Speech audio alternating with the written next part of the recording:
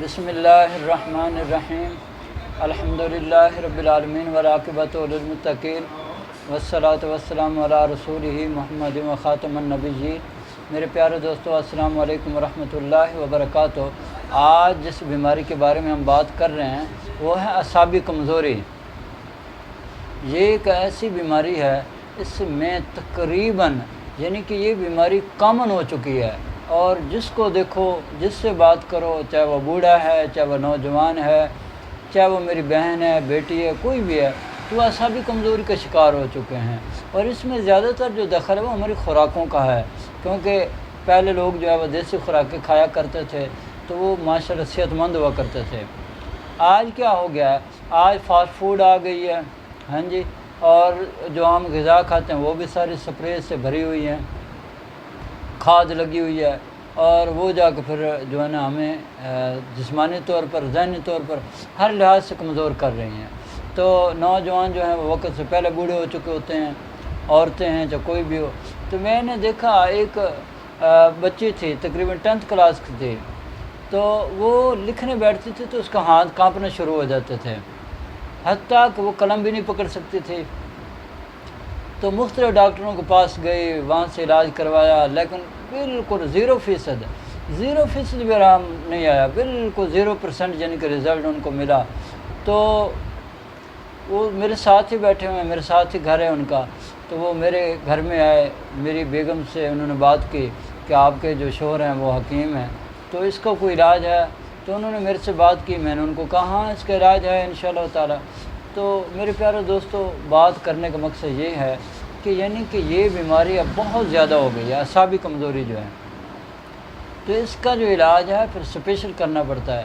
یہ نہیں ہے کہ پھر آپ جو ہے نا وہ کبھی کسی ڈاکٹر کے پاس جائیں، کبھی کسی کے پاس جائیں، کبھی کسی کے پاس جائیں، تو اس طرح تو پھر مزید جو ہے وہ مرض الجھنے کا خطرہ ہوتا ہے، سلجھتی نہیں ہے مرض۔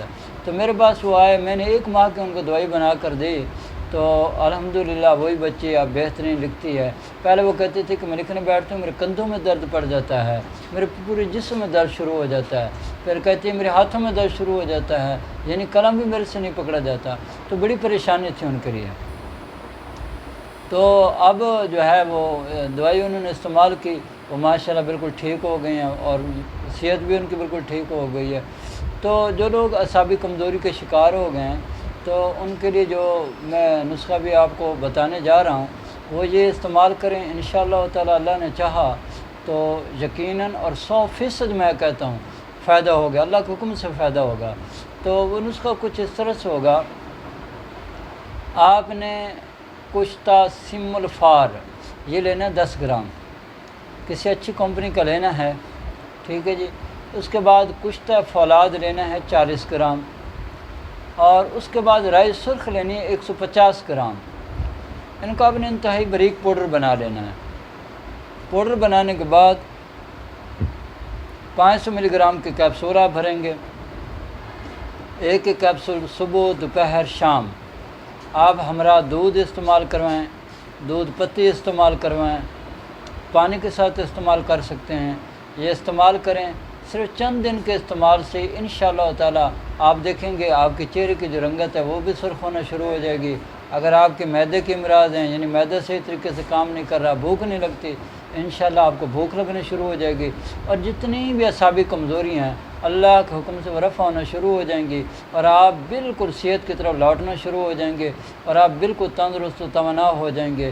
تو اللہ تعالیٰ آپ کو، مجھے، ہم سب کو صحت دے۔ تو اللہ سے میری اب دعا ہے کہ اللہ تعالیٰ مجھے اور پوری دنیا کے تمام مسلمانوں کو صحت والی، سلامتی والی، عافیت والی، برکتوں والی، کامیابیوں والی، خوشحالی والی، خوشیوں بھری، ساتوں بھری زندگی نصیب فرمائے۔ آمین۔ وآخر دعوانا ان الحمد للہ رب العالمین۔